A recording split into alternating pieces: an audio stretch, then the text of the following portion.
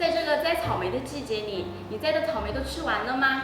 如果没有吃完的话，不妨拿来做草莓果酱吧，放在冰箱里就可以不用买外面含有添加剂的草莓果酱了。它草莓味浓郁，香气扑鼻，不管是配酸奶、抹在馒头上，还是做面包夹心，都是非常可口的。首先，我们来处理一下装草莓果酱的容器。我们有2个方法，第一个方法是我们将杯子洗净，然后倒扣在烤盘上，放在烤箱里面用100度将里面的水分蒸发，然后就可以了。第二个方法是直接用开水把它煮至稍微干净，然后里面得到杀菌的作用，然后就可以了。接下来我们来处理草莓。草莓处理的方法就是泡盐水，大概5分钟这个样子，然后我们洗净后将它的蒂去掉。接下来我们来切成颗粒状。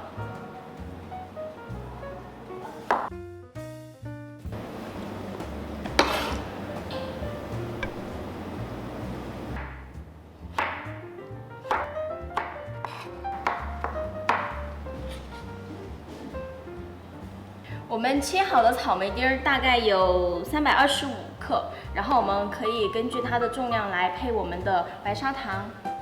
我们大概配55到60克之间都可以，根据自己的喜好。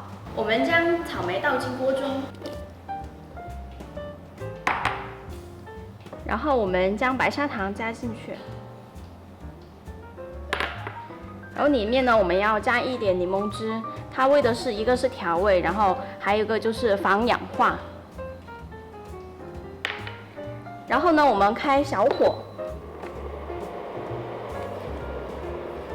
我们开始慢慢的翻炒，然后糖慢慢的化，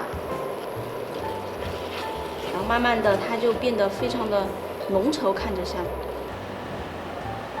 哇，好香呀！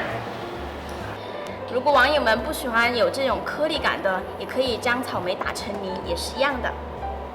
我们熬至提起刮刀，我们的果酱能够挂在刮刀上，然后划一横，然后有明显的纹路的时候，然后我们就可以把它盛出来了。